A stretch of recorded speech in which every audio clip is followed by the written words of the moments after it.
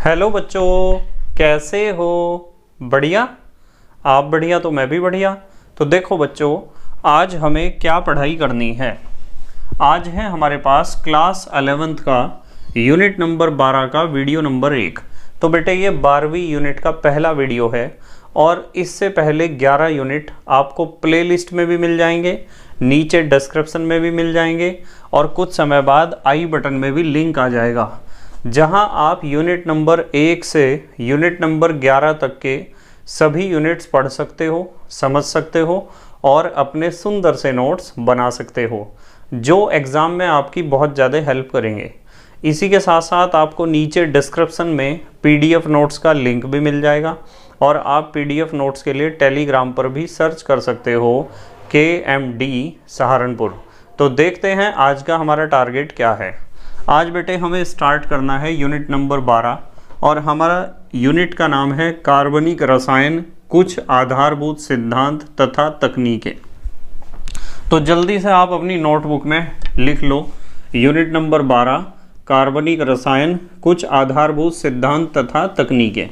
ये यूनिट बहुत ज़्यादा इम्पॉर्टेंट है और इसे आपको बहुत ध्यान से समझना चाहिए। ठीक है, मैं एक एक पॉइंट को बहुत इजी वे में एक्सप्लेन करूँगा और आपको बहुत ध्यान से समझना है हर एक पॉइंट इस यूनिट का, क्योंकि इस यूनिट की ज़रूरत आपको क्लास 12th में भी पढ़ने वाली है।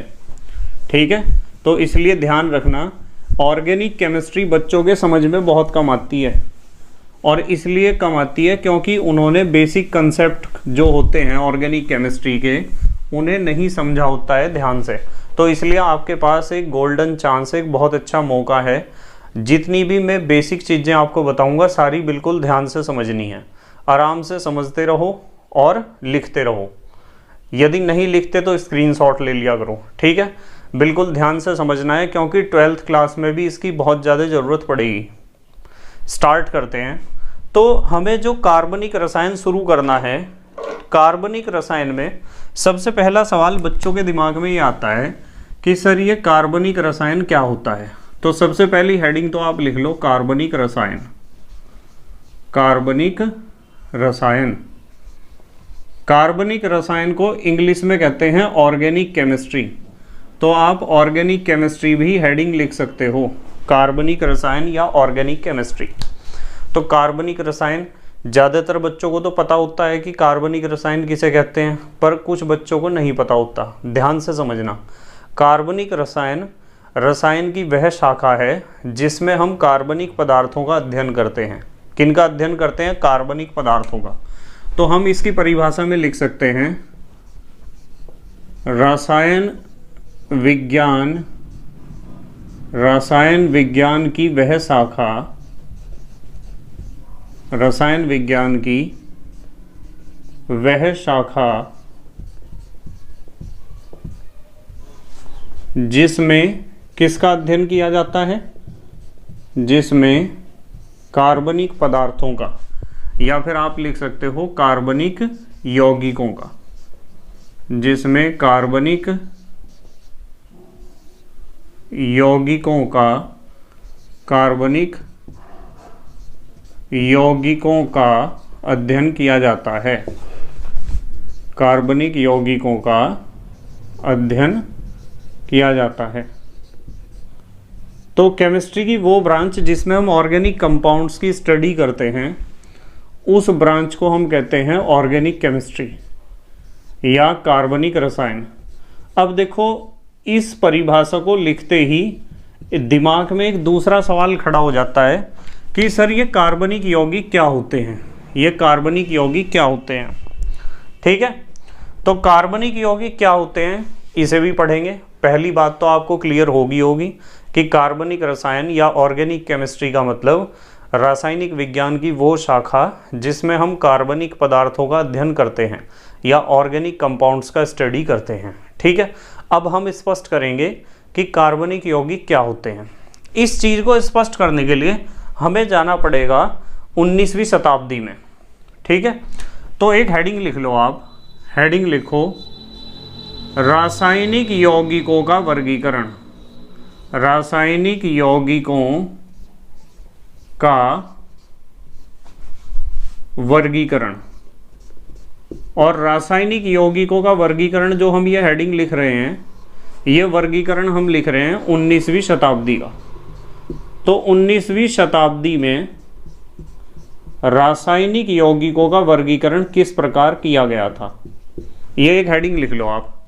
रासायनिक यौगिकों का वर्गीकरण कौन सी शताब्दी का वर्गीकरण है? 19वीं शताब्दी का। देखो वैसे तो मैं आपको एक बात बताता हूँ, जो रासायनिक यौगिक होते हैं या फिर आप इन्हें रासायनिक पदार्थ भी कह सकते हो, रासायनिक यौगिकों का वर्गीकरण बहुत सारे वैज्ञानिकों ने करा और समय समय पर करते रहे, पर उन सभी वर्गीकरण के बारे में हम यहाँ बात नहीं करेंगे। हम बात करेंगे सिर्फ उस मुख्य वर्गीकरण की जहाँ से सार्थक अध्ययन शुरू हुआ, प्रारंभ हुआ या स्टार्ट हुआ। ठीक है, तो हम बात करेंगे 19वीं शताब्दी में जो सबसे फेमस वर्गीकरण था रासायनिक यौगिकों का या रासायनिक पदार्थों का, वो क्या था। इस वर्गीकरण में वैज्ञानिकों ने बताया था कि रासायनिक पदार्थ मुख्य रूप से दो प्रकार के होते हैं। ध्यान से समझना एक एक चीज को, बिल्कुल ध्यान से। इस वर्गीकरण में बताया था कि रासायनिक पदार्थ या रासायनिक यौगिक दो प्रकार के होते हैं। उनमें पहले जो रासायनिक यौगिक बताए थे, मैं यहाँ लिख देता हूँ सामने कि इस आधार पर जो यौगिक बताए गए थे वो कितने प्रकार के बताए गए थे? दो प्रकार के यौगिक बताए गए थे। उनमें से पहला प्रकार था कार्बनिक यौगिकों का, कार्बनिक यौगिक। तो वैज्ञानिकों ने 19वीं शताब्दी में जो वर्गीकरण करा था यौगिकों का, उसमें बताया था कि भाई यौगिक दो प्रकार के होते हैं मुख्य रूप से। उनमें से पहले तो होते हैं कार्बनिक यौगिक, क्या बताए थे? कार्बनिक यौगिक। और दूसरे उन्होंने बताए थे अकार्बनिक यौगिक, दूसरे बताए थे अकार्बनिक यौगिक। तो ये भी क्वेश्चन आ सकता है पेपर में, ध्यान रखना कि 19वीं शताब्दी में जो यौगिकों का वर्गीकरण किया गया उसके अनुसार यौगिक कितने प्रकार के बताए गए। तो आप कहोगे दो प्रकार के, कार्बनिक यौगिक और अकार्बनिक यौगिक। देखो कार्बनिक यौगिक को इंग्लिश में हम कहते हैं ऑर्गेनिक कंपाउंड्स, ऑर्गेनिक कंपाउंड्स। ध्यान रखना, आप कार्बनिक यौगिक कहो या ऑर्गेनिक कंपाउंड्स कहो, और अकार्बनिक यौगिकों को हम कहते हैं इनऑर्गेनिक कंपाउंड्स। ठीक है, ध्यान रखेंगे, इनऑर्गेनिक कंपाउंड्स। तो 19वीं शताब्दी में, 19वीं सेंचुरी में बताया गया कि रासायनिक यौगिक या केवल यौगिक भी कह सकते हो आप, दो प्रकार के होते हैं, ऑर्गेनिक और इनऑर्गेनिक, कार्बनिक और अकार्बनिक।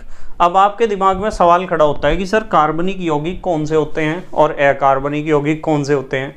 तो ध्यान से समझना, ये जो कार्बनिक या कार्बनिक तो हमारा अपना शब्द है भारत का, वैसे ओरिजिनल जो शब्द है वो तो ऑर्गेनिक है।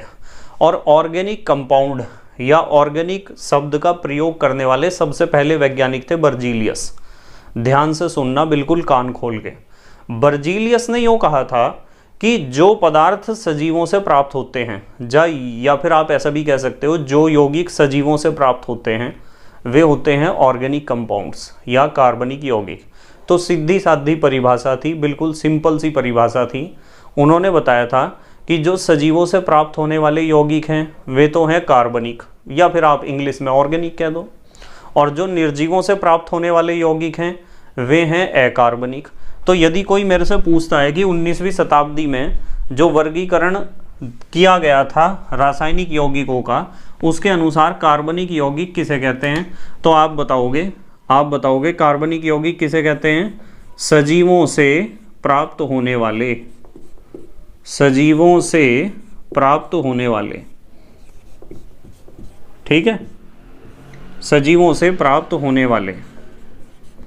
तो जो यौगिक सजीवों से प्राप्त होते हैं उन यौगिकों को हम कहते हैं कार्बनिक यौगिक। ऐसा माना जाता था 19वीं शताब्दी तक। ध्यान से समझना, जैसे मैं एग्जाम्पल बताता हूँ। यदि मैं आपको कहूँ कि यूरिया एक कार्बनिक यौगिक है, तो आपके दिमाग में एकदम सवाल खड़ा होगा कि सर क्यों, यूरिया कार्बनिक यौगिक क्यों है? तो मैं कहूँगा कि यूरिया ज़्यादातर सजीवों से ही प्राप्त होता है।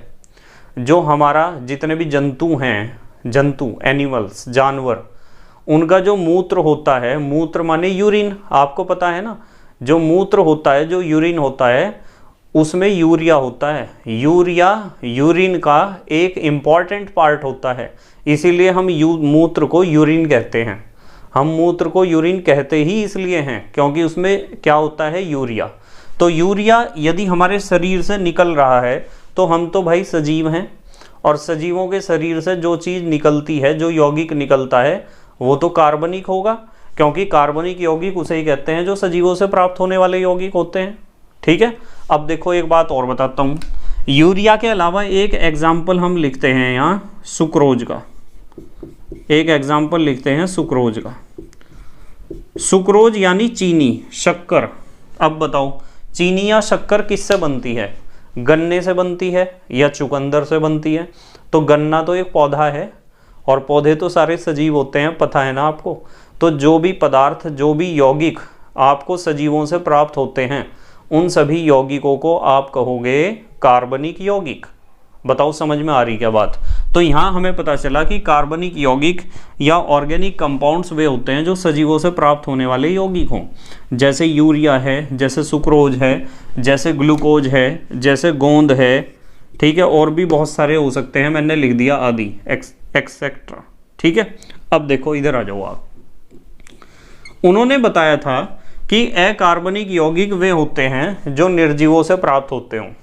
तो यहाँ मैं लिखूँगा निर्जीवों से, यहाँ मैं लिखूँगा निर्जीवों से प्राप्त होने वाले यौगिक, निर्जीवों से प्राप्त होने वाले यौगिक।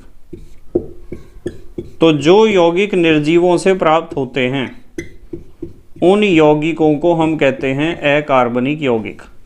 अब आपके दिमाग में क्वेश्चन आया होगा कि सर कौन कौन से होंगे अकार्बनिक यौगिक? तो मैं बताता हूँ अकार्बनिक यौगिक कौन कौन से होते हैं। देखो, जैसे मैं आपको कहूँ कि नमक है NaCl, सोडियम क्लोराइड। अब नमक तो किसी जंतु या जानवर से प्राप्त नहीं होता। नमक हमें ज़्यादातर कहाँ से मिलता है? समुद्र से या चट्टानों से। तो समुद्र का पानी या चट्टान ये सजीव तो होते नहीं है, तो निर्जीव हैं। तो इसका मतलब नमक को हम मानते हैं अकार्बनिक यौगिक। इसके अलावा जैसे मैं कहूँ H2SO4, जिसे आप कहते हो सल्फ्यूरिक अम्ल या सल्फ्यूरिक एसिड, तो H2SO4 ये भी किसी पेड़ पौधे या जानवर से प्राप्त नहीं होता था। ये भी कहाँ से प्राप्त होता था? निर्जीवों से। जैसे सल्फर की चट्टानें होती हैं, गंधक की चट्टानें होती हैं, तो वहाँ से ये प्राप्त होता था। तो ये भी क्या है? अकार्बनिक यौगिक है। तो अब कुल मिला के बात ये है कि हमारी समझ में आया कि 19वीं शताब्दी में यौगिकों का जो वर्गीकरण किया गया था, उस वर्गीकरण के आधार पर यौगिक मुख्य रूप से दो प्रकार के थे। एक तो कार्बनिक यौगिक, एक तो अकार्बनिक यौगिक। कार्बनिक यौगिक वे थे जो सजीवों से प्राप्त होते थे, जैसे यूरिया हो गया, ग्लूकोज हो गया, सुक्रोज हो गया। इसके अलावा भी बहुत सारे एग्जाम्पल हो सकते हैं। और अकार्बनिक यौगिक वे होते थे जो निर्जीवों से प्राप्त होते हैं। ठीक है, जैसे हमने दो एग्जाम्पल लिखे, नमक और सल्फ्यूरिक एसिड का। ठीक है। अब मैं इसी के साथ आपको एक चीज़ और बताना चाहता हूँ। ये क्वेश्चन कभी कभार एग्जाम में पूछ लिया जाता है। एक हेडिंग लिख लो आप, नोट, एक नोट लिखो हेडिंग, और नोट में लिखो कि ये जो शब्द है ना कार्बनिक, ये तो हमारा हिंदी का शब्द है, असली शब्द तो ऑर्गेनिक है। तो ऑर्गेनिक शब्द का प्रयोग करने वाले सबसे पहले वैज्ञानिक, यदि कोई पूछे आपसे कि ऑर्गेनिक शब्द का प्रयोग किस वैज्ञानिक ने सबसे पहले किया था, तो ऑर्गेनिक शब्द का प्रयोग किया था बर्जीलियस ने। किसने किया था? बर्जीलियस। तो इन वैज्ञानिक का नाम आपको ध्यान रखना है। बर्जीलियस एक बहुत महान वैज्ञानिक थे। क्यों थे? इनकी महानता के बारे में आज ही हम डिस्कशन करेंगे। तो सबसे पहले प्रयोग करने वाले इस शब्द को, ऑर्गेनिक शब्द को प्रयोग करने वाले सबसे पहले वैज्ञानिक कौन थे? बर्जीलियस। इन्होंने प्रयोग किया था। किस तरह प्रयोग किया था? ऑर्गेनिक में जो है दो शब्द हैं, एक तो है ऑर्गन, ठीक है, ऑर्गन माने अंग, इक माने हिस्सा, किसी भी सजीव के अंग से बनने वाले पदार्थ, ऑर्गेनिक। ऑर्गेनिक शब्द रिजेंबल करता है ऑर्गन के साथ, और ऑर्गन्स कहते हैं अंग को, और अंग होते हैं सजीवों के। ठीक है, जल्दी से पोज करके लिखो, फिर अगली बातें बताता हूँ। बहुत बढ़िया, जल्दी से पोज करके लिखो। लिख लिया बेटे? ठीक है, तो हमें इतनी बातें तो पता चल गई कि कार्बनिक रसायन या ऑर्गेनिक केमिस्ट्री का मतलब जिसमें हम कार्बनिक यौगिकों का अध्ययन करते हैं। रसायन विज्ञान की जिस शाखा में हम कार्बनिक पदार्थों का या कार्बनिक यौगिकों का अध्ययन करते हैं उस शाखा को हम कहते हैं कार्बनिक रसायन। फिर जब इस परिभाषा को हमने पढ़ा तो हमारे दिमाग में तुरंत एक क्वेश्चन खड़ा हुआ कि सर कार्बनिक यौगिक क्या होते हैं। तो अब आपको पता चल गया 19वीं शताब्दी में जो वर्गीकरण किया गया था उस वर्गीकरण के आधार पर हमें पता चला कि कार्बनिक पदार्थ या कार्बनिक यौगिक वे होते हैं जो सजीवों से प्राप्त होने वाले यौगिक हैं। ठीक है, पता चल गया ना आपको? जो यौगिक सजीवों से प्राप्त होते हैं वे कार्बनिक यौगिक, और जो यौगिक निर्जीवों से प्राप्त होते हैं वे अकार्बनिक यौगिक। अब देखो, एक हेडिंग लिखो आप, बर्जीलियस का जैव शक्ति सिद्धांत। हेडिंग लिखो एक, बर्जीलियस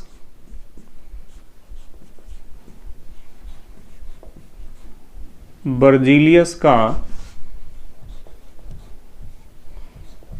जैव शक्ति सिद्धांत। बर्जीलियस का जैव शक्ति सिद्धांत। देखो, इसके बारे में बात करेंगे। बहुत सिंपल सी बात है, आसानी से आपके समझ में आ जाएगा कि बर्जीलियस ने क्या सिद्धांत दिया था। बर्जीलियस ने यूँ कहा था कि ये जो सजीव होते हैं ना, इन सजीवों के अंदर एक विशेष प्रकार की शक्ति होती है, एक पावर होती है, एक फोर्स होता है जिसे हम कह सकते हैं जैव शक्ति। और इस जैव शक्ति के कारण ही ये कार्बनिक पदार्थों का निर्माण करते हैं। तो कार्बनिक पदार्थ केवल और केवल सजीवों से ही प्राप्त हो सकते हैं। सुनो बिल्कुल ध्यान से, कार्बनिक पदार्थ केवल और केवल सजीवों से ही प्राप्त हो सकते हैं, क्योंकि सजीवों में जैव शक्ति होती है, विशेष प्रकार की शक्ति होती है। अर्थात किसी भी कार्बनिक पदार्थ को आप निर्जीव से प्राप्त नहीं कर सकते हो। यदि कोई आपके पास निर्जीव पदार्थ है तो उससे आप कार्बनिक पदार्थ या कार्बनिक यौगिक नहीं बना सकते हो। जैसे प्रयोगशाला में आप कार्बनिक यौगिक नहीं बना सकते हो, ऐसा मानना था बर्जीलियस का। ठीक है, क्योंकि यहाँ देखो सिद्धांत में साफ लिखा है जैव शक्ति, और जैव शक्ति तो सजीवों में ही होगी। ठीक है, इसे इंग्लिश में कहते हैं vital force theory. Vital force theory of Berzelius. ध्यान रखना, यदि लिखना चाहो तो लिख सकते हो आप वाइटल फोर्स थ्योरी। जैव शक्ति को इंग्लिश में कहते हैं वाइटल फोर्स। ठीक है, तो हमने क्या सीखा? इस सिद्धांत के अनुसार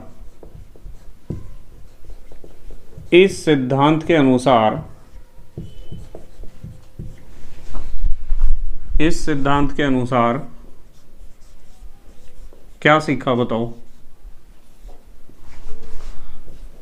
कार्बनिक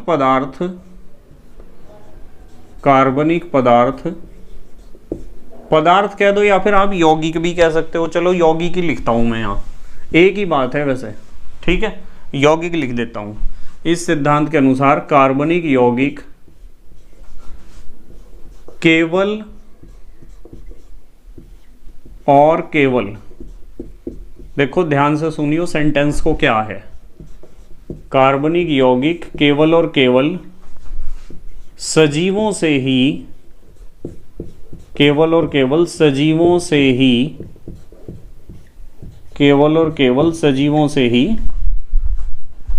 प्राप्त हो सकते हैं। मतलब कार्बनिक यौगिक केवल और केवल किससे प्राप्त हो सकते हैं? सजीवों से।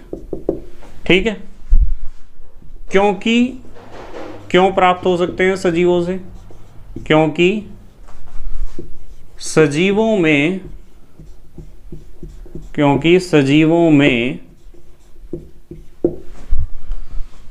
एक विशेष प्रकार की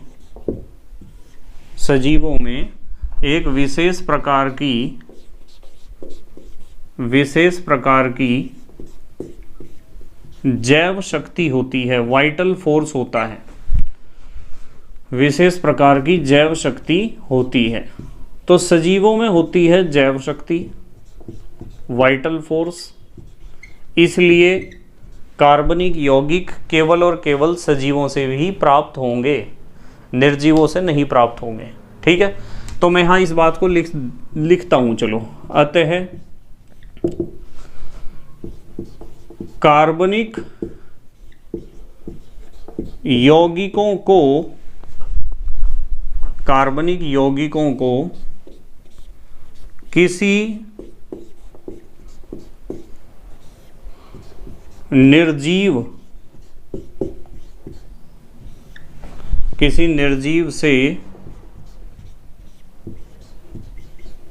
नहीं बनाया जा सकता है या नहीं प्राप्त किया जा सकता है, ऐसा भी लिख सकते हो आप, नहीं बनाया जा सकता है।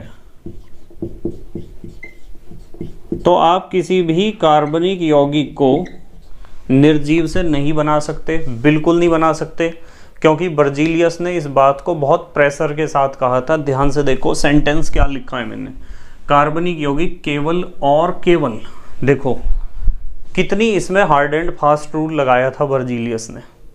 और उस समय ये सिद्धांत बहुत चला, क्योंकि बर्जीलियस जो है टॉप मोस्ट साइंटिस्ट थे उस समय के, और आज भी बहुत अच्छा वैज्ञानिक उन्हें माना जाता है, क्योंकि ऑर्गेनिक केमिस्ट्री स्टार्ट करने वाले ही बर्जीलियस थे। ऑर्गेनिक शब्द का प्रयोग, ऑर्गेनिक कंपाउंड का प्रयोग करने वाले सबसे पहले वैज्ञानिक ही बर्जीलियस थे। तो हम कह सकते हैं कि बर्जीलियस एक बहुत महान वैज्ञानिक थे। पर उन्होंने अपना जो ये जैव शक्ति सिद्धांत दिया ना, इसमें उन्होंने कुछ ज़्यादा ही ओवर कॉन्फिडेंस करा अपने ऊपर। उन्होंने यूं कहा कि कार्बनिक पदार्थ केवल और केवल सजीवों से ही प्राप्त हो सकते हैं, निर्जीव से नहीं बन सकते, क्योंकि सजीवों में जैव शक्ति होती है। बताओ ये चीज़ समझ में आई क्या आपके? भाई इससे पहले परिभाषा तो दी गई थी कि जो सजीवों से प्राप्त होगा वो तो कार्बनिक होगा, और जो निर्जीवों से प्राप्त होगा वो अकार्बनिक होगा। अब यदि मैं आपके सामने एग्जाम्पल रखूँगा तो आप मुझे तुरंत बता दोगे कि कौन कार्बनिक है कौन अकार्बनिक।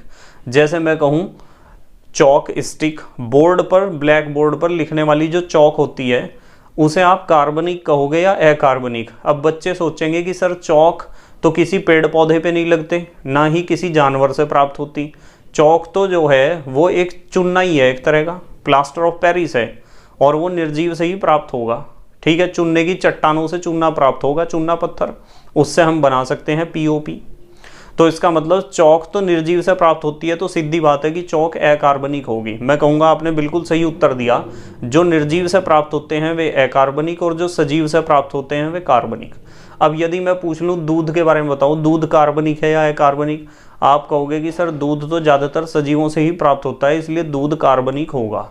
तो इस तरीके से आप पहचान कर सकते हो ना कार्बनिक और अकार्बनिक की।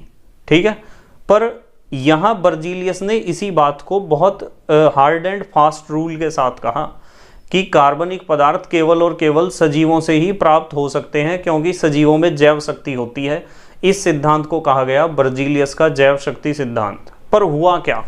हुआ ये कि इस सिद्धांत को देने के बाद बहुत सारे वैज्ञानिकों ने इस सिद्धांत के ऊपर विचार किया, और फिर बर्जीलियस का ही एक वैज्ञानिक थे जिनका नाम था फ्रेडरिक वोहलर, और बर्जीलियस का ही शिष्य था वो। फ्रेडरिक वोहलर कौन थे? बर्जीलियस के विद्यार्थी, बर्जीलियस के स्टूडेंट। उन्होंने ही अपने गुरु की थ्योरी फेल कर दी। एक कहावत है, मेरी बिल्ली मुझे ही म्याऊं, या उल्टा चोर कोतवाल को डांटे, या घर का भेदी लंका ढाए, या जिस थाली में खाए उसी में छेद करे। ऐसे थे फ्रेडरिक वोहलर। ठीक है, सुनो ध्यान से, एक हेडिंग लिखो आप, वोहलर की खोज। एक हेडिंग लिखो,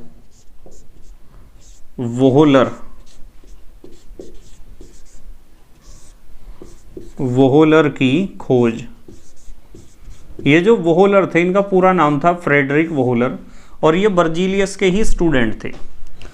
वोहलर की खोज में आप जोड़ सकते हो हेडिंग में ही, जैव शक्ति सिद्धांत का अंत। जैव शक्ति सिद्धांत का अंत। देखो बर्जीलियस के शिष्य थे फ्रेडरिक वोहलर, और इन्होंने पता क्या करा था? इन्होंने प्रयोगशाला में एक पदार्थ बना दिया था और वो वास्तविकता में कार्बनिक पदार्थ था और प्रयोगशाला में बना दिया इन्होंने, और एक निर्जीव पदार्थ से बना दिया।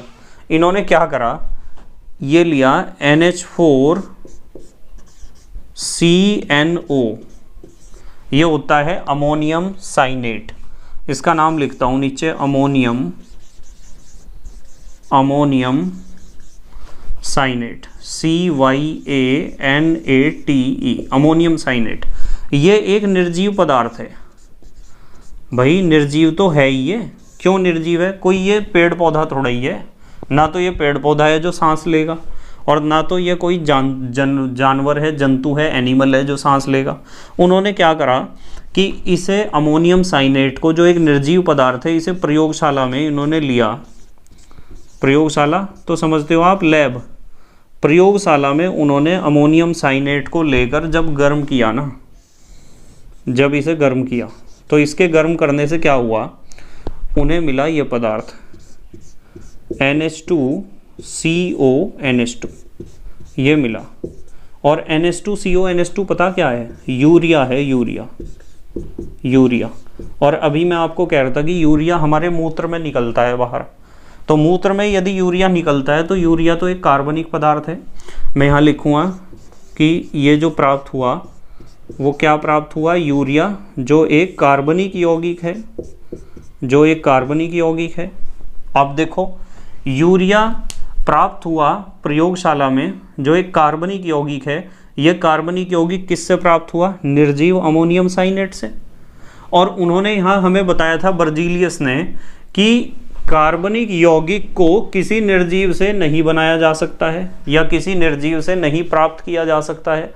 और ये तो कार्बनिक यौगिक है यूरिया, ये निर्जीव से बना दिया, बर्जीलियस के ही स्टूडेंट ने बना दिया, बर्जीलियस के ही विद्यार्थी ने बना दिया, फ्रेडरिक वोहलर ने। तो हुआ क्या, बर्जीलियस का मानना तो ये था कि कार्बनिक पदार्थ केवल और केवल सजीवों से ही प्राप्त होते हैं, कार्बनिक यौगिक केवल और केवल सजीवों से ही प्राप्त होते हैं, क्योंकि सजीवों में जैव शक्ति होती है। किसी भी कार्बनिक यौगिक को आप निर्जीव से नहीं बना सकते हो या निर्जीव से नहीं प्राप्त कर सकते हो। ये था हमारा जैव शक्ति सिद्धांत बर्जीलियस का। फिर उसके बाद बर्जीलियस के ही स्टूडेंट थे फ्रेडरिक वोहलर। इन्होंने क्या करा, प्रयोगशाला में निर्जीव अमोनियम साइनेट को गर्म किया, और जब निर्जीव अमोनियम साइनेट को गर्म किया तो उन्हें यूरिया प्राप्त हुआ, जो एक कार्बनिक यौगिक है। इस तरीके से बर्जीलियस का जैव शक्ति सिद्धांत खंडित हो गया, फेल हो गया। बताओ, ऐसा ही नहीं हुआ क्या? मेरी बिल्ली मुझे ही म्याऊं, यह उल्टा चोर कोतवाल को डांटे, या घर का भेदी लंका ढाए, या जिस थाली में खाए उसी में छेद करे। यही नहीं हुआ क्या? हुआ ना यही। पर हाँ, लोगों की आंखें खुल गई। पहले लोग कुछ और सोचते थे, अब कुछ और सोचना शुरू कर दिया। कुल मिला के बात ये हुई कि पिछला जितना भी काम था उस सारे काम पे पानी फेर दिया वोहलर ने, फ्रेडरिक वोहलर ने। ठीक है, तो यहाँ इसके नीचे एक लाइन लिख लेना, आप लिख लेना, अतः बर्जीलियस का, इसके नीचे लिख लेना, मेरे पास तो यहाँ जगह नहीं है, मैं इधर लिख रहा हूँ। अतः बर्जीलियस का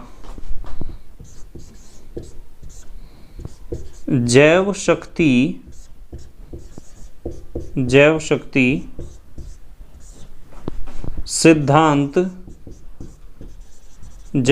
सिद्धांत खंडित हो गया। खंडित लिख लो या फिर फेल लिख लो, फेल हो गया। अब यहाँ केवल इतनी ही बात नहीं है कि बर्जीलियस का जैव शक्ति सिद्धांत ही फेल हो गया। बात यह है कि पीछे की सारी कहानी फेल होगी जितनी मैंने आपको पढ़ाई थी अब तक। फ्रेडरिक वोहलर ने ऐसा जन्म लिया कि पिछली सारी कहानियां 19वीं शताब्दी के भी मुर्दे उखाड़ के फेंक दिए उसने, सारे गड़े मुर्दे सारे उखाड़ के फेंक दिए। भाई पहले हम क्या कहते थे? हम कहते थे कि कार्बनिक पदार्थ उसे कहते हैं जो सजीवों से प्राप्त होते हैं, और अकार्बनिक पदार्थ उसे कहते हैं जो निर्जीवों से प्राप्त होते हैं। अब यहाँ जो है यूरिया की बात करें हम, इसकी यूरिया की, ये यूरिया सजीवों से प्राप्त होता है, हमारे मूत्र में यूरिया होता है, सजीवों से प्राप्त होता है। तो पिछली परिभाषा के अनुसार इसे कार्बनिक पदार्थ कहना चाहिए, पर यहाँ तो ये यूरिया निर्जीव अमोनियम साइनेट से प्राप्त हो गया, निर्जीव से प्राप्त हो गया, तो इस प्रैक्टिकल के अनुसार इसे अकार्बनिक कहना चाहिए। तो यूरिया को कार्बनिक कहें या अकार्बनिक कहें, क्योंकि पहली परिभाषाएं तो हमें ये सिखा रही थी कि जो सजीवों से प्राप्त होता है वो कार्बनिक और जो निर्जीवों से प्राप्त होता है वो अकार्बनिक। अब फ्रेडरिक वोहलर का एक बड़ा सवाल बड़े वैज्ञानिकों के सामने खड़ा हुआ कि सर यूरिया को क्या कहना चाहिए, यूरिया को मैं कार्बनिक कहूं या अकार्बनिक कहूं। कार्बनिक कहूं इसलिए कि वो सजीवों से प्राप्त हो रहा, और अकार्बनिक उसे इसलिए कहूं क्योंकि उसे मैंने बना दिया, या फिर अब नई परिभाषा कोई देनी पड़ेगी, कार्बनिक पदार्थ होगी। या फिर आप यूं कहोगे कि हाँ एक पदार्थ ऐसे भी होते हैं जो सजीव और निर्जीव दोनों से प्राप्त हो सकते हैं। तो आप कहोगे कि रासायनिक पदार्थ 3 तरह के होते हैं, एक तो कार्बनिक, एक तो अकार्बनिक, और तीसरा टाइप का नाम बताओ क्या रखना है। तो होगी ना समस्या खड़ी। तो पहले तो जल्दी से पोज करके लिखो, फिर इस समस्या का निराकरण करेंगे हम। जल्दी से पोज करके लिखो आप। लिख लिया बेटे? ठीक है। तो बेटे बर्जीलियस ने जो जैव शक्ति सिद्धांत दिया था उसमें उन्होंने कहा था कि कार्बनिक पदार्थ केवल और केवल सजीवों से ही प्राप्त किए जा सकते हैं। कोई भी कार्बनिक पदार्थ निर्जीव से प्राप्त नहीं किया जा सकता। फिर बर्जीलियस के ही एक विद्यार्थी थे फ्रेडरिक वोहलर, उन्होंने एक प्रैक्टिकल किया कि प्रयोगशाला में उन्होंने निर्जीव अमोनियम साइनेट को गर्म किया, और निर्जीव अमोनियम साइनेट को गर्म करके उन्होंने बना दिया यूरिया, जो एक कार्बनिक पदार्थ है। और फ्रेडरिक वोहलर ने जब इस प्रैक्टिकल को किया तो उनके जो गुरु थे, उनके जो टीचर थे बर्जीलियस, उनकी थ्योरी को ही फेल कर दिया उसने। किस तरह फेल कर दिया? उन्होंने कहा कि सर आप तो कह रहे थे कि जो सजीवों से प्राप्त होते हैं कार्बनिक पदार्थ केवल और केवल सजीवों से ही प्राप्त होंगे, और यूरिया को आप कह रहे थे कि कार्बनिक पदार्थ है, मैंने तो इसे निर्जीव से भी बना दिया अमोनियम साइनेट से। अब या तो यूरिया को कहो कि ये कौन सा पदार्थ है ये डिसाइड करो, या फिर ये जो पिछली आपकी परिभाषाएं इन्हें सबको खत्म करो। तो अब वैज्ञानिक किस निष्कर्ष पर पहुंचे हैं? सवाल ये खड़ा हुआ कि जी अब क्या करना चाहिए, हमें क्या सोचना चाहिए, कार्बनिक पदार्थ किसे कहते हैं? फिर वही सवाल घूम के हमारे सामने। देखो मैं बताता हूं, आप एक हेडिंग लिख लो। हेडिंग लिखो कार्बनिक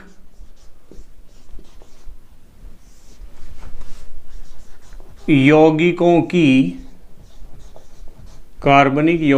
की आधुनिक परिभाषा। कार्बनिक यौगिकों की आधुनिक परिभाषा। वैसे तो इसके बीच में भी बहुत सारी परिभाषाएं दी गई थी कार्बनिक यौगिकों की। मतलब कार्बनिक यौगिकों की सबसे पहली परिभाषा तो वही थी कि जो सजीवों से प्राप्त होने वाले यौगिक हैं वे कार्बनिक यौगिक हैं। उसके बाद फ्रेडरिक वोहलर ने जब अपना प्रैक्टिकल किया, यूरिया बनाया लैब में, उसके बाद वैज्ञानिकों ने बहुत सारी परिभाषाएं दी। कुछ वैज्ञानिकों ने कहा कि कार्बनिक पदार्थ वे हैं जिनमें कार्बन उपस्थित हो। सुनना ध्यान से। कुछ वैज्ञानिकों ने कहा कि कार्बनिक पदार्थ वे होते हैं या कार्बनिक यौगिक वे यौगिक होते हैं जिनमें कार्बन उपस्थित होता है। ठीक है, पर फिर इस परिभाषा में भी बहुत सारी कमियां निकली। कैसे निकली उसके बारे में भी बताएंगे, बात करेंगे। पर अल्टीमेटली ऐसी ऐसी बहुत सारी परिभाषाएं आते आते वैज्ञानिक अब किस निष्कर्ष पर पहुंचे हैं, सीधे उस निष्कर्ष के बारे में बात करेंगे अब हम। अब वैज्ञानिक कहते हैं कि जो पदार्थ ऐसे हों जिनमें कार्बन भी हो और हाइड्रोजन भी हो, कार्बन और हाइड्रोजन ये दो चीज, जिन यौगिकों में, जिन रासायनिक यौगिकों में कार्बन के साथ साथ हाइड्रोजन भी जरूर होता है, उन रासायनिक यौगिकों को या उन यौगिकों को हम कहते हैं कार्बनिक यौगिक। दोबारा सुनो, ध्यान से सुनो। कार्बनिक यौगिक की पहचान ये है कि जिन यौगिकों में कार्बन के साथ साथ हाइड्रोजन भी जरूर हो, उन यौगिकों को हम कहते हैं कार्बनिक यौगिक। अब इस परिभाषा को ऐसे ना लिख के हम दूसरे तरीके से लिखेंगे। देखो सुनो, मुझे यूं बताओ, जिन यौगिकों में हाइड्रोजन और कार्बन होते हैं, केवल हाइड्रोजन और कार्बन और कुछ नहीं होता, उन यौगिकों को हम कहते हैं हाइड्रोकार्बन। सुनो ध्यान से, दोबारा सुनो। जिन यौगिकों में केवल हाइड्रोजन और कार्बन होते हैं, उन यौगिकों को हम कहते हैं हाइड्रोकार्बन। क्या कहते हैं? हाइड्रोकार्बन।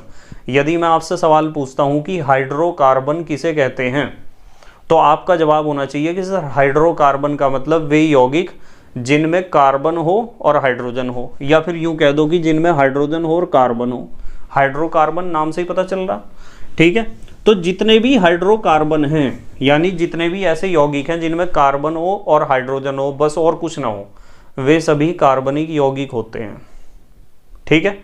और हाइड्रोकार्बन के जो व्युत्पन्न होते हैं, यानी हाइड्रोकार्बन से बनने वाले यौगिक, वे भी सभी कार्बनिक यौगिक होते हैं। तो ये कार्बनिक यौगिकों की आधुनिकतम परिभाषा है, सबसे मॉडर्न डेफिनेशन है, ठीक है। तो क्या लिखेंगे हम परिभाषा? सभी हाइड्रोकार्बन,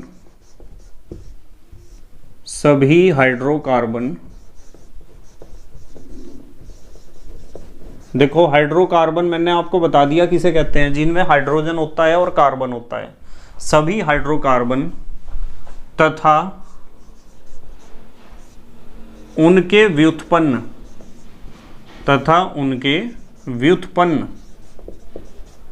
सभी हाइड्रोकार्बन तथा उनके व्युत्पन्न, यानी उनसे उत्पन्न होने वाले यौगिक, उनके डेरिवेटिव, सभी हाइड्रोकार्बन तथा उनके व्युत्पन्न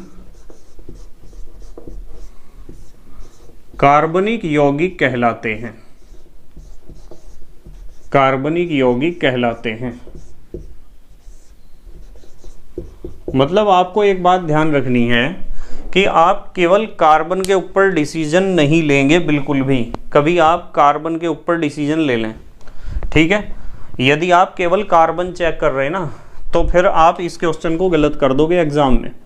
यदि एग्जाम में क्वेश्चन आता है कि CO2 बताओ कैसा यौगिक है, कार्बनिक है या अकार्बनिक, और आप सिर्फ ध्यान देते हो कार्बन के ऊपर, तो आप CO2 में देखोगे कार्बन है और आप कहोगे कि कार्बनिक यौगिक है, और मैं कहूँगा कि नहीं, गलत आंसर है आपका। भाई कार्बनिक यौगिक उसे कहते हैं जिसमें कार्बन के साथ साथ हाइड्रोजन भी हो। सुनो ध्यान से, कार्बन के साथ क्या हो? हाइड्रोजन। तो यहाँ कार्बन के साथ हाइड्रोजन नहीं है, तो ये कोई कार्बनिक यौगिक नहीं है, CO2 भले ही इसमें कार्बन हो, ठीक है। समझ रहे हैं ना आप? तो कार्बन के साथ हाइड्रोजन होने का भी एक निश्चित तरीका है, उसी तरीके से होनी चाहिए हाइड्रोजन। तो इसलिए ध्यान रखना कि हाइड्रोकार्बन होने चाहिए, हाइड्रोकार्बन या उनके डेरिवेटिव होने चाहिए, वही कार्बनिक यौगिक होंगे। जैसे अभी आपका डाउट दूर करता हूँ, कुछ एग्जाम्पल लेता हूँ हाइड्रोकार्बन के, उससे समझ में आ जाएगा। जैसे एक एग्जाम्पल है हमारे पास, एक एग्जाम्पल है CH4। अब CH4 को देखो ध्यान से, CH4 में कार्बन भी है, हाइड्रोजन भी है। मीथेन कहते हैं ना, 10th क्लास में पढ़ा है आपने मीथेन। तो ये एक कार्बनिक यौगिक है, क्योंकि इसमें कार्बन के साथ हाइड्रोजन भी है। मीथेन एक हाइड्रोकार्बन ही होता है, तो मीथेन एक कार्बनिक यौगिक है, ठीक है। इसी तरीके से C2H6 ये भी एक कार्बनिक यौगिक है। इसी तरीके से C2H4 ये भी एक कार्बनिक यौगिक है। तो कार्बनिक यौगिक में कार्बन और हाइड्रोजन तो जरूर होंगे, उसके अलावा कुछ और तत्व भी हो सकते हैं, पर कार्बन और हाइड्रोजन जरूर होंगे। जैसे आप एग्जाम्पल लिख सकते हो इथाइल अल्कोहल का, C2H5OH। तो इसमें कार्बन है, हाइड्रोजन है, पर साथ में ऑक्सीजन भी है, पर इसमें कार्बन और हाइड्रोजन तो दोनों हैं ना, इसलिए ये भी कार्बनिक यौगिक है।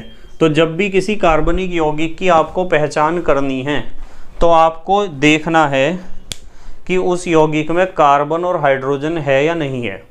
यदि कार्बन और हाइड्रोजन हैं, उसके अलावा कुछ और भी तत्व हैं, तो वो कार्बनिक यौगिक होगा। और यदि कार्बन और हाइड्रोजन दोनों नहीं है, तो वो कार्बनिक यौगिक नहीं होगा। क्लियर बात? तो हाइड्रोकार्बन और उनसे प्राप्त होने वाले यौगिक वे सभी कार्बनिक होते हैं। अब देखो, अब आपको पता चल गया, आपको क्या पूरी कहानी पता चल गई क्या है। आपको पता चला कि जो शुरू में परिभाषा दी गई थी वो यो थी कि सजीवों से प्राप्त होने वाले तो कार्बनिक हैं और निर्जीवों से प्राप्त होने वाले अकार्बनिक हैं। फिर बर्जीलियस ने जैव शक्ति सिद्धांत दिया इसी वर्गीकरण के आधार पर। 19वीं शताब्दी में जो वर्गीकरण हुआ था, बर्जीलियस ने कहा कि कार्बनिक पदार्थ केवल और केवल सजीवों से ही प्राप्त होंगे, क्योंकि सजीवों में जैव शक्ति होती है। किसी भी कार्बनिक पदार्थ को आप निर्जीव से नहीं बना सकते हो। फिर बर्जीलियस का एक स्टूडेंट आया जिसका नाम था फ्रेडरिक वोहलर। उसने प्रयोगशाला में निर्जीव अमोनियम साइनेट से कार्बनिक पदार्थ बना दिया, यूरिया और अपने गुरु की थ्योरी को फेल कर दिया।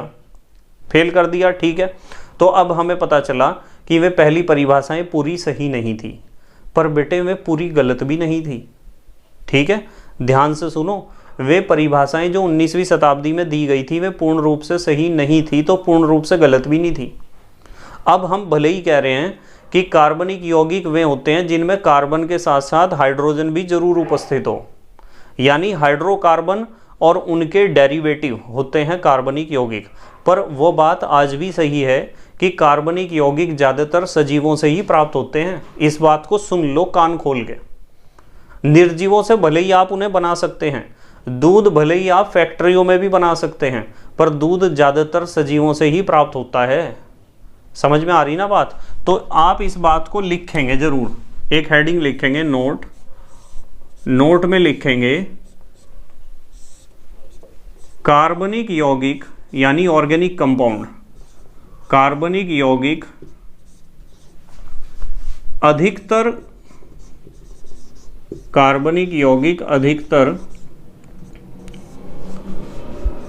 सजीवों से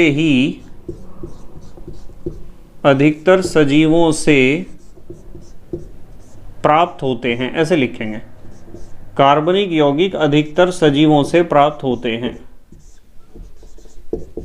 ठीक है, कार्बनिक यौगिक अधिकतर कहां से प्राप्त होते हैं? सजीवों से।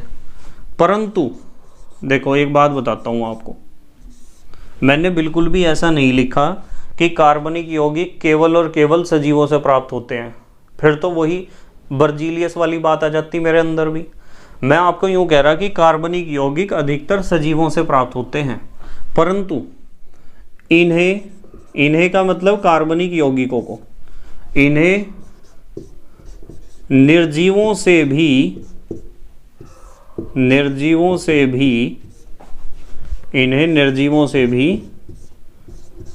बनाया जा सकता है, निर्जीवों से भी बनाया जा सकता है। मतलब ये बात पक्की है कि ज़्यादातर सजीवों से ही प्राप्त होंगे, पर निर्जीवों से आप इन्हें बना सकते हो। क्लियर बात? तो ये है हमारा बर्जीलियस का जैव शक्ति सिद्धांत और उसका अंत करने वाला उसका विद्यार्थी फ्रेडरिक वोहलर, और नई परिभाषाओं का आगाज होते हुए नई परिभाषाएं ये हैं। कार्बनिक यौगिक उसे कहते हैं जो हाइड्रोकार्बन हो या हाइड्रोकार्बन का डेरिवेटिव हो।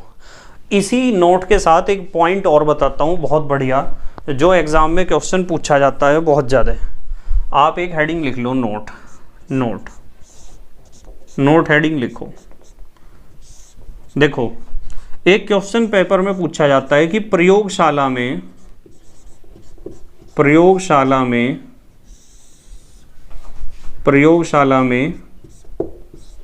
बनने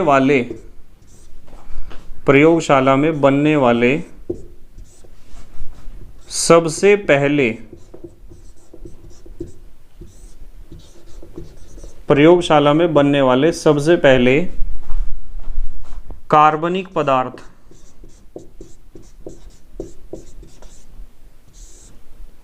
मतलब पहले तो वैज्ञानिकों का मानना ये था ना कि कार्बनिक पदार्थ तो प्रयोगशाला में बन ही नहीं सकते, वे तो किसी जानवर से या पेड़ पौधे से ही प्राप्त होंगे हमें। पर सबसे पहला कार्बनिक पदार्थ जो प्रयोगशाला में बना था वो मैंने अभी आपको बता दिया। सबसे पहले फ्रेडरिक वोहलर ने सबसे पहला कार्बनिक पदार्थ लैब में बनाया था, और वो पदार्थ था आपका यूरिया। तो यदि एग्जाम में पूछा जाता है कि लैब में प्रयोगशाला में बनने वाला सबसे पहला कार्बनिक पदार्थ कौन सा था, तो आप बताओगे यूरिया था। और किस वैज्ञानिक ने बनाया था? वोहलर। तो वोहलर के बाद वैज्ञानिकों में होड़ लग गई कि कार्बनिक पदार्थ तो हम भी बना के देखेंगे प्रयोगशाला में। तो उसके बाद दूसरा जो पदार्थ बना था वो था एसिटिक एसिड। ये जो एसिटिक एसिड होता है ना, ये भी कार्बनिक पदार्थ है। एसिटिक एसिड कहते हैं हम सिरके को, और सिरका तो आपको पता है सजीवों से ही बनेगा सिरका। ठीक है, घर में मम्मी पापा या अपने दादा दादी या नाना नानी से पूछ लेना कि सिरका कैसे बनता है। तो एसिटिक एसिड भी सजीवों से ही प्राप्त होता है ज़्यादातर, पर एसिटिक एसिड भी फिर प्रयोगशाला में बना दिया था एक वैज्ञानिक ने, और उनका नाम था कोल्बे। कोल्बे नामक वैज्ञानिक ने प्रयोगशाला में दूसरा कार्बनिक पदार्थ बनाया था जिसका नाम था एसिटिक एसिड या सिरका, या एसिटिक अम्ल भी हम कह सकते हैं। ठीक है। और तीसरा पदार्थ जो बना था प्रयोगशाला में कार्बनिक पदार्थ, वो था मीथेन। ठीक है, CH4। और मीथेन को बनाने वाले वैज्ञानिक थे बर्थेलो। बर्थेलो नामक वैज्ञानिक ने तीसरा कार्बनिक पदार्थ बनाया था प्रयोगशाला में। तो ये 3 वैज्ञानिकों के नाम आपको ध्यान रखने हैं कि प्रयोगशाला में बनने वाला सबसे पहला कार्बनिक पदार्थ यूरिया था, जो वोहलर ने बनाया था। पूरा नाम इनका फ्रेडरिक वोहलर था। दूसरा कार्बनिक पदार्थ जो प्रयोगशाला में बना था वो एसिटिक एसिड था, कोल्बे ने बनाया था। और तीसरा कार्बनिक पदार्थ जो प्रयोगशाला में बना था वो मीथेन गैस थी, जो बर्थेलो ने बनाई थी। और आपकी नॉलेज के लिए मैं बताता हूँ कि ये जो मीथेन गैस है ये भी सजीवों से ही प्राप्त होती है। इसे कहते हैं हम मार्स गैस। और जहाँ पेड़ पौधों की पत्तियाँ गिरती हैं, दलदल बन जाती है, तो पत्तियों के अंदर से निकलती है ये गैस। इसे कहते हैं मार्स गैस, इसीलिए क्योंकि मार्सी पैलेसेस में से निकलती है, दलदली जगहों में से। जल्दी से पोज करके लिखो, आगे फिर मैं बहुत बढ़िया बात बताता हूँ आपको। पोज करके लिखो बेटे। लिख लिया? ठीक है। देखो, हमें अब पता चल गया इस बात का, हम इन सारी बातों को करके एक निष्कर्ष पे पहुंच गए कि कार्बनिक यौगिक वे हैं जो हाइड्रोकार्बन हो या फिर हाइड्रोकार्बन के डेरिवेटिव हो। हाइड्रोकार्बन नाम से ही हमें पता चलता है कि भाई कार्बनिक यौगिक की पहचान केवल कार्बन से नहीं होती है। कार्बनिक यौगिक की पहचान केवल कार्बन से नहीं होती है। समझ में आ रही ना बात आपके? कार्बनिक यौगिक की पहचान कार्बन के साथ हाइड्रोजन भी होना चाहिए। तो इसलिए यदि कोई आपसे पूछता है ना कार्बनिक यौगिक किसे कहते हैं या ऑर्गेनिक कंपाउंड किसे कहते हैं, तो आपको आंसर देना है कि जो या तो हाइड्रोकार्बन हो या तो हाइड्रोकार्बन का डेरिवेटिव हो। ठीक है, हाइड्रोकार्बन पूछ ले फिर वो कि हाइड्रोकार्बन का क्या मतलब है भाई, तो आप कहोगे कि हाइड्रोकार्बन का मतलब है ऐसे यौगिक जिनमें कार्बन और हाइड्रोजन जरूर हों, दोनों। ठीक है, अच्छा ठीक है। तो अब हमें पता चल गया कि कार्बनिक यौगिक क्या हैं। एक हेडिंग लिखो आप, एक हेडिंग लिखो, कार्बनिक यौगिकों के गुण। इनके थोड़े से गुण सीख लो आप। हेडिंग लिखो, कार्बनिक यौगिकों के गुण। चलो कार्बनिक यौगिकों के गुण सीखते हैं कि कार्बनिक यौगिकों में क्या क्या खासियत होती हैं। कार्बनिक यौगिकों के गुण में सबसे पहले हम सीखेंगे संगठन। एक छोटा सा पॉइंट बना लो आप, संगठन। संगठन का मतलब कि इनमें कौन कौन से तत्व पाए जाते हैं कार्बनिक यौगिकों में।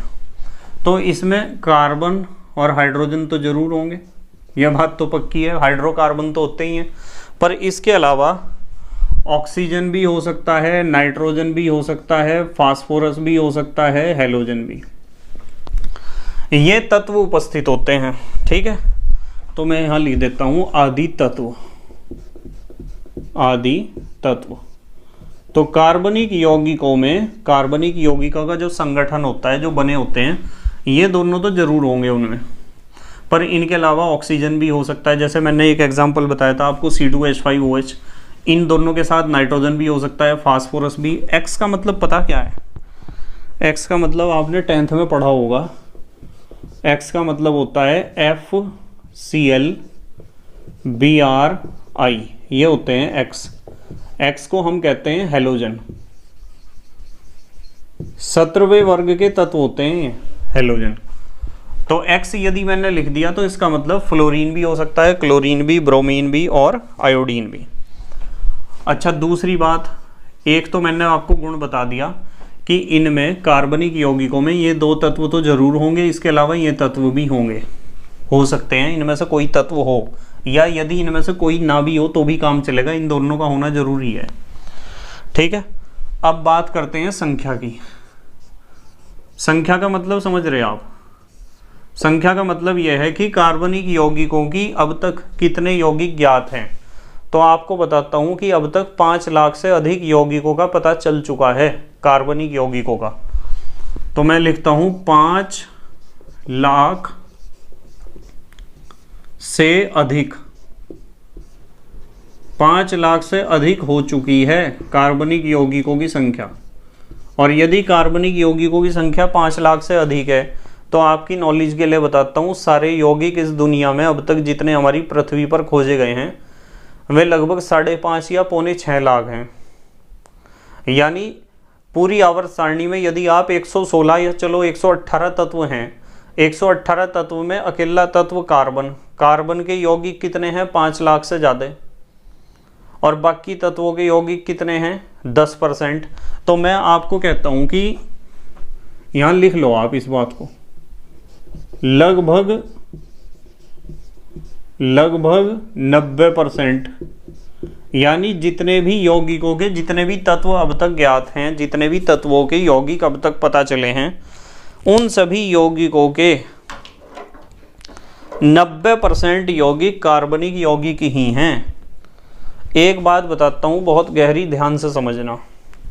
मतलब मैं आपको बता रहा हूँ कार्बनिक यौगिक, यदि कोई मेरे से पूछेगा कि सबसे ज़्यादा यौगिक बनाने वाला तत्व कौन सा है, तो ज़्यादातर बच्चों का उत्तर आएगा कार्बन।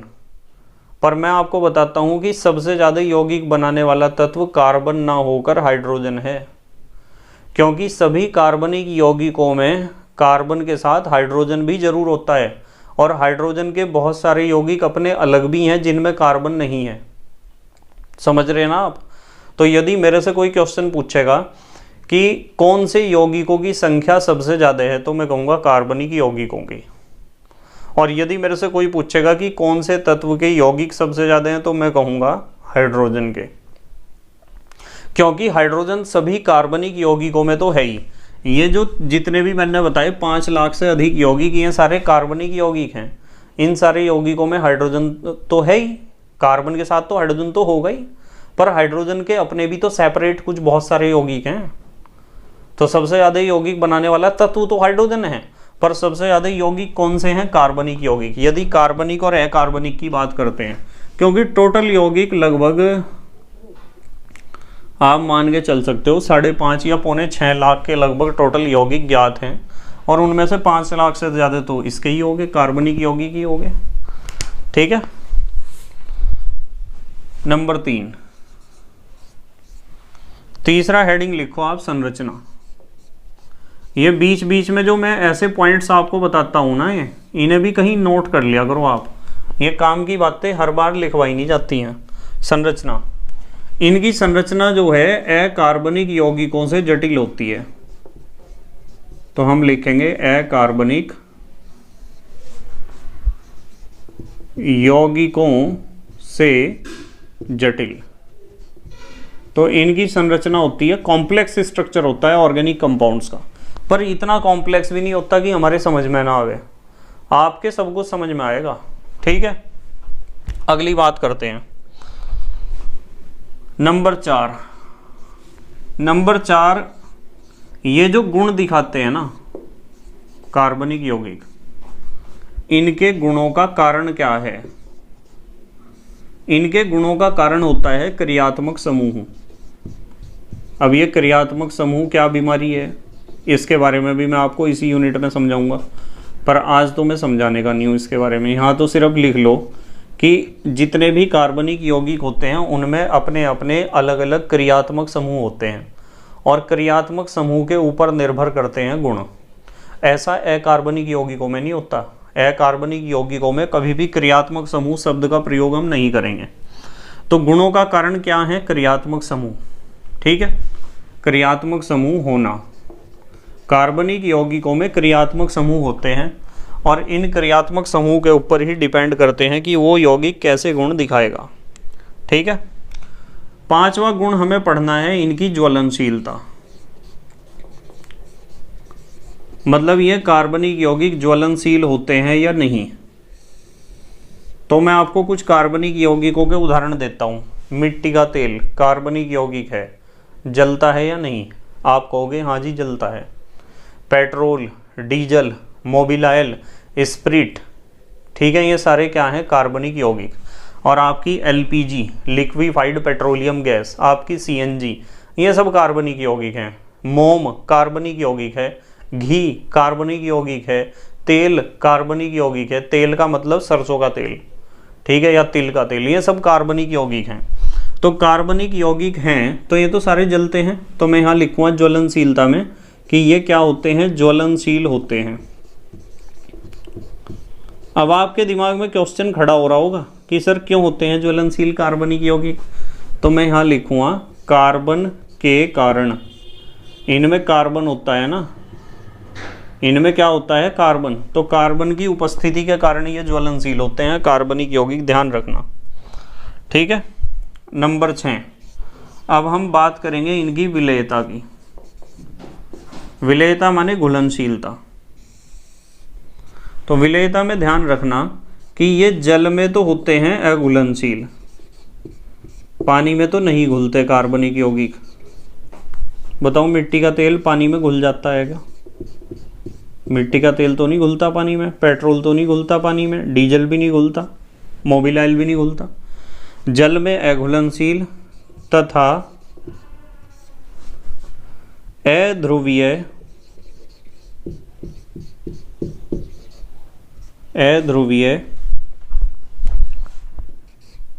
विलायकों में अध्रुवीय विलायकों में घुलनशील,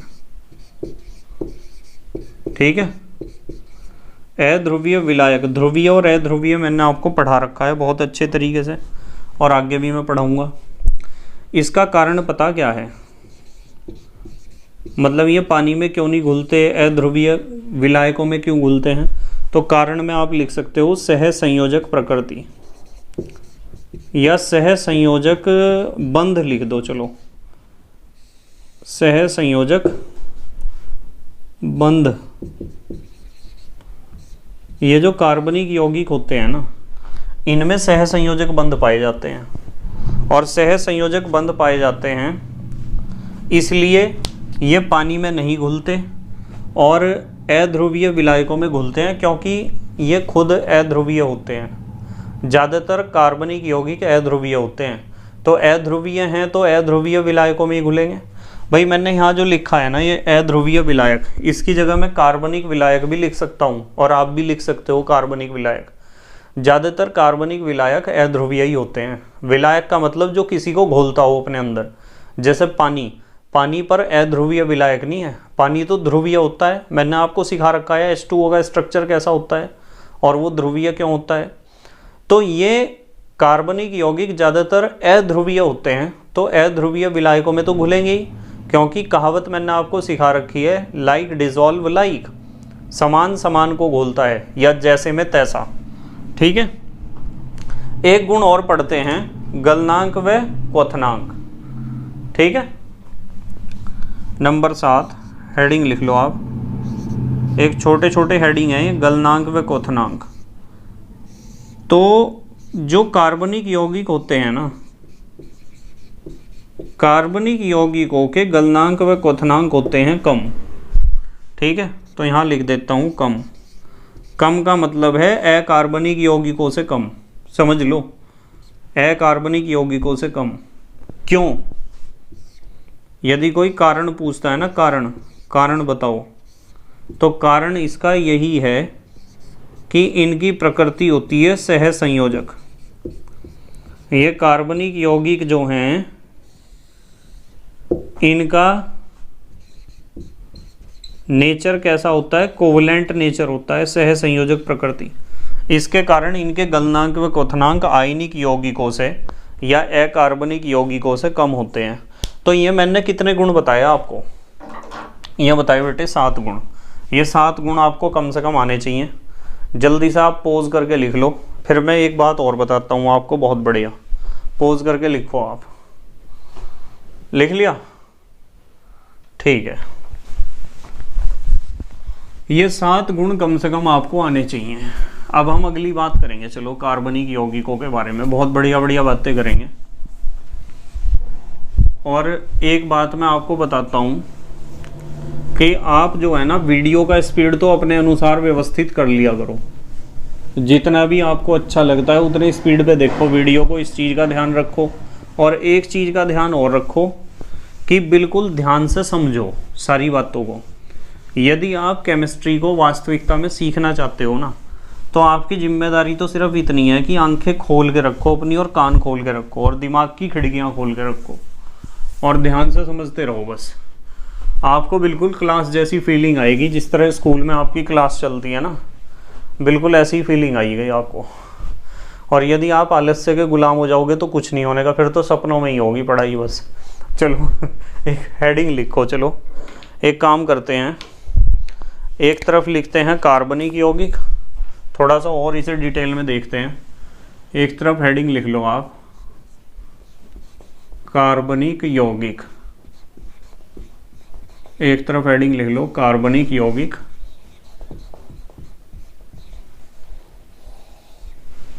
और एक तरफ लिख लो आप अकार्बनिक यौगिक, अकार्बनिक यौगिक।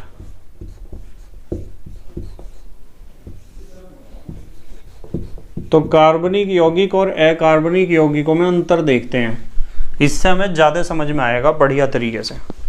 ठीक है, एक काम करता हूँ, बीच में यदि मुझे स्केल मिल गया तो स्केल देखता हूँ रखा गया कहीं। स्केल मिल तो गया है, स्केल। कार्बनिक और अकार्बनिक यौगिकों में अंतर देखना है ना, तो स्केल से मैं यहाँ एक लाइन खींच देता हूँ। अब डिस्कस करेंगे, चलो इससे अच्छा समझ में आएगा हमारे।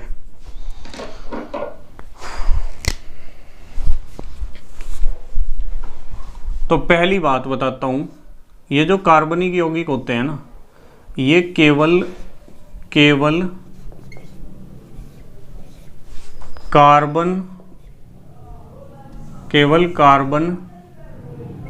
व हाइड्रोजन के यौगिक हैं। ठीक है, यानी इनमें केवल कार्बन व हाइड्रोजन होना जरूरी है। ठीक है, या फिर ऐसे नहीं लिखते, चलो इससे कंफ्यूजन होता है, इससे कंफ्यूजन होगा यदि मैं ऐसे लिखूँगा। इन्हें दूसरे तरीके से लिखते हैं, हम यहाँ लिखते हैं कि मुख्यतः या मुख्यतया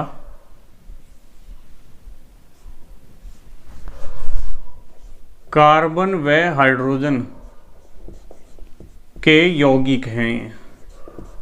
अब केवल और मुख्यतः में अंतर है ना, यदि मैं लिख देता केवल कार्बन व हाइड्रोजन के यौगिक हैं, आप कहते हैं सर अभी तो आपने बताया थी कार्बन हाइड्रोजन के अलावा इसमें ऑक्सीजन, नाइट्रोजन, फास्फोरस और हेलोजन्स भी होते हैं पर आप यहाँ लिख रहे केवल, तो इसलिए मैंने लिख दिया मुख्यतः। ज़्यादातर कार्बन व हाइड्रोजन इसमें होगा।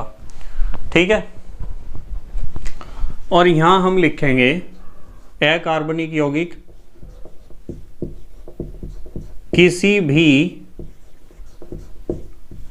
भी तत्व के हो सकते हैं। मतलब मैं आपको एक बहुत बढ़िया बात बताऊंगा अभी, हमें इस बात का पता है कि कार्बनिक यौगिकों में ये तत्व तो होंगे ही, पर ऐसे बहुत सारे अकार्बनिक यौगिक हैं जिनमें कार्बन होगा। जैसे मैंने एक एग्जांपल दिया आपको CO2, CO2 में कार्बन है पर CO2 फिर भी कार्बनिक यौगिक नहीं है। CO2 क्या है? अकार्बनिक यौगिक है। ठीक है, तो कार्बनिक यौगिक में तो मुख्यतः ये दो तत्व होते हैं और अकार्बनिक यौगिकों में कोई भी तत्व हो सकता है। ठीक है, नंबर 2, दूसरा अंतर, कार्बन के अतिरिक्त कार्बन तो होगा ही, पर कार्बन के अतिरिक्त hydrogen, oxygen, nitrogen, phosphorus, halogen आदि तत्व हो सकते हैं। फास्फोरस लिख दिया ना मैंने, आदि तत्व हो सकते हैं। मतलब कार्बनिक यौगिकों में कार्बन के अलावा ये तत्व भी हो सकते हैं। हाइड्रोजन तो होगा ही होगा। यहां लिखेंगे कोई भी तत्व हो सकता है, कोई भी तत्व हो सकते हैं। मतलब इसमें कोई बाउंडेशन नहीं है कि ये होने चाहिए या नहीं होने चाहिए। मतलब 118 ही लिखता हूं, 118 तत्वों में से। मतलब जो आवर्त सारणी में 118 तत्व आपको दिखाई देते हैं उनमें से कोई सा भी तत्व हो सकता है अकार्बनिक यौगिकों में। ठीक है। तीसरा अंतर, कार्बनिक यौगिकों की जो संरचना होती है ना, कार्बनिक यौगिकों की संरचना वो होती है जटिल। कैसी होती है? जटिल का मतलब होता है मुश्किल, कठिन, और कॉम्प्लेक्स भी कह सकते हो आप इसे। जबकि अकार्बनिक यौगिकों की संरचना होती है सरल। मतलब कार्बनिक यौगिकों के मुकाबले सरल संरचना होती है इनकी, अकार्बनिक यौगिकों की। ठीक है। और इनके जो गुण होते हैं कार्बनिक यौगिकों के, वो क्रियात्मक समूह पर निर्भर करते हैं। क्रियात्मक समूह पर निर्भर। ये बात मैंने अभी सिखाई थी आपको कि जो कार्बनिक यौगिक होते हैं इनके गुण क्रियात्मक समूह पर निर्भर करते हैं। और अकार्बनिक यौगिकों की गुण की बात करें तो यहाँ क्रियात्मक समूह से कोई लेना देना नहीं है। ठीक है। तो मैं लिखूँगा ऐसा व्यवहार, ऐसा माने क्रियात्मक समूह वाला, ऐसा व्यवहार नहीं दिखाते। तो इन्हें क्रियात्मक समूह से कोई लेना देना नहीं है। इन्हें कोई लेना देना नहीं क्रियात्मक समूह से। कोई क्रियात्मक समूह इसमें होता ही नहीं, हम जिक्र ही नहीं करने के। ठीक है। और इसमें जो बंध होते हैं ना कार्बनिक यौगिकों में, इसमें बंध होते हैं सह संयोजक। कार्बनिक यौगिकों में कैसे बंध होते हैं? सह संयोजक बंध होते हैं। कार्बनिक यौगिकों में कैसे बंध होते हैं? सह संयोजक। और यहाँ बंध कौन से होते हैं? तीनों तरह के रासायनिक बंध, आयनिक, सह संयोजक या उपसह संयोजक। तो यहाँ लिखेंगे इसमें बंध किसी भी प्रकार के हो सकते हैं। आयनिक बंध मैंने आपको पढ़ा रखे हैं, 3 प्रकार के होते हैं रासायनिक बंध, आयनिक बंध, सह संयोजक बंध और उपसह संयोजक बंध। तो किसी भी प्रकार के बंध अकार्बनिक यौगिकों में मिल सकते हैं, पर कार्बनिक यौगिकों में ज़्यादातर कौन से बंध होते हैं? सह संयोजक बंध होते हैं। ठीक है। नंबर 6, इनके जो गलनांक व क्वथनांक होते हैं ना, गलनांक, कार्बनिक यौगिकों के गलनांक व क्वथनांक, कार्बनिक यौगिकों के गलनांक व क्वथनांक होते हैं कम या निम्न। ठीक है। और इनके गलनांक व क्वथनांक क्या होते हैं? अधिक। बस ऐसे ही लिख दूं, अधिक। मतलब दोनों का कंपैरिजन करें, कार्बनिक यौगिकों के गलनांक व क्वथनांक कम होंगे और अकार्बनिक यौगिकों के गलनांक व क्वथनांक क्या होते हैं? अधिक होते हैं। ठीक है। नंबर 7, जल में अविलेय, जल में अघुलनशील होते हैं, वे अध्रुवीय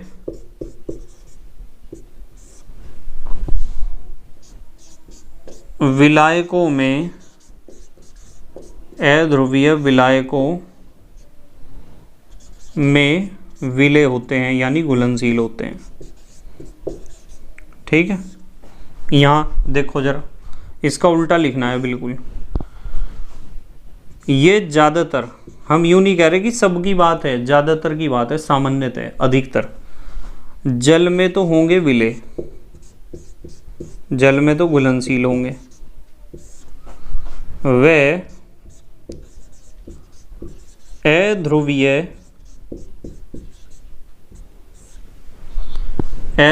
विलायकों में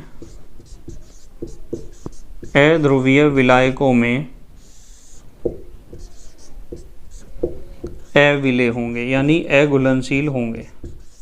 ज़्यादातर, अधिकतर, सामान्यतः, 100% नहीं है, यह बात ध्यान रखना, ठीक है। नंबर 8, ये होते हैं ज्वलनशील। कार्बनिक यौगिक कैसे होते हैं? ज्वलनशील। अभी मैंने बताया था, पेट्रोल, डीजल, मिट्टी का तेल। और ये ज़्यादातर होते हैं अज्वलनशील, ज़्यादातर। वैसे ऐसे भी बहुत सारे अकार्बनिक यौगिक हैं जो जल जाते हैं, पर ज़्यादातर अज्वलनशील होंगे, ठीक है। अच्छा, एक अंतर और लिख दो, इस अंतर को भी मैं पढ़ाऊँगा बाद में आपको, अभी तो इसके बारे में एक्सप्लेन नहीं कर सकता मैं, जब डिटेल में पढ़ाऊँगा। एक लिखो आप, ये जो कार्बनिक यौगिक हैं ये समावयवता दिखाते हैं, समावयवता दिखाते हैं। कार्बनिक यौगिक समावयवता दिखाते हैं। अब आप कहोगे कि सर समावयवता क्या है? इसी यूनिट में पढ़ा दूंगा आपको समावयवता क्या होती है। यहाँ लिख दो आप, नहीं दिखाते, नहीं दिखाते, ठीक है। ये समावयवता नहीं दिखाते। अब समावयवता क्या होती है इसी यूनिट में डिस्कस करेंगे। जल्दी से पोज करके लिखो, आप पोज करके लिखो बेटे। लिख लिया? ठीक है। तो बेटे मुझे उम्मीद है कि आज तो बस हम इतना ही पढ़ेंगे। मुझे उम्मीद है कि आपको समझ में आया होगा। कार्बनिक रसायन, ऑर्गेनिक केमिस्ट्री को आज हमने स्टार्ट किया है और आपको पता चला होगा कि कार्बनिक रसायन क्या है और कार्बनिक पदार्थ पहले किसे कहा गया था। फिर बर्जीलियस आए, उन्होंने क्या जैव शक्ति सिद्धांत दिया था। बर्जीलियस का जैव शक्ति सिद्धांत फ्रेडरिक वोहलर ने किस तरीके से फेल किया, और उनके जैव शक्ति सिद्धांत फेल करने के साथ साथ पीछे की सारी कहानी फेल होगी। फिर कार्बनिक यौगिकों की नई परिभाषाएं क्या दी गई, ठीक है। और कार्बनिक यौगिक हमें पता चल गए। फिर उसके बाद हमें पता चला कि लैब में बनने वाले सबसे पहले कार्बनिक यौगिक कौन कौन से थे और किस किस वैज्ञानिक ने वे बनाए थे। फिर उसके बाद हमें पता चला कि कार्बनिक यौगिकों में क्या क्या गुण होते हैं, क्या क्या विशेषताएं होती हैं। फिर हमने पढ़ा कार्बनिक यौगिक और अकार्बनिक यौगिकों में क्या अंतर होता है, ठीक है। बस इतना ही पढ़ेंगे, बाकी स्टडी मैं आपको कल कराऊंगा। बस ईमानदारी से कार्बनिक रसायन को समझते रहो, ठीक है। तो thank you very much for watching this video. Okay, bye.